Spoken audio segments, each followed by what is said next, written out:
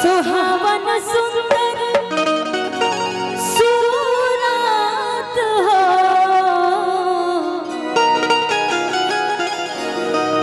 ए राजा जी करेता अरे रहल हाँ जरूरत मुहूर्त खूबसूरत कैसे कहत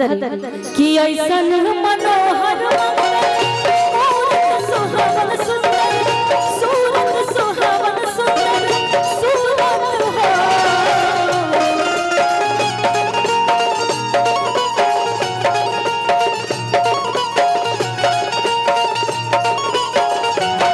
ऐसन मनोहर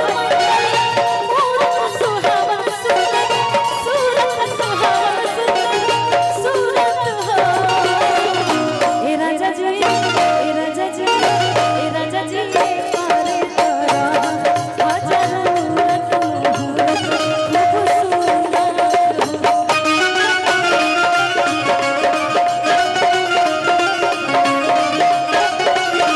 ए राजा जी करे तोरा हजार मूरत मुहूर्त खूबसूरत हो।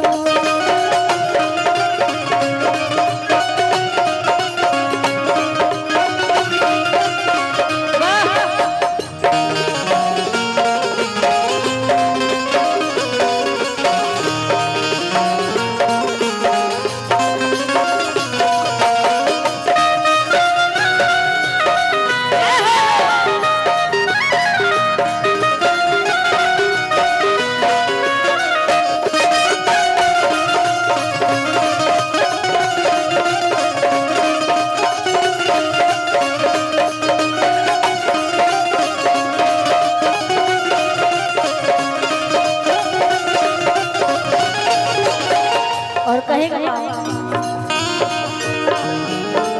हमारा बुझाता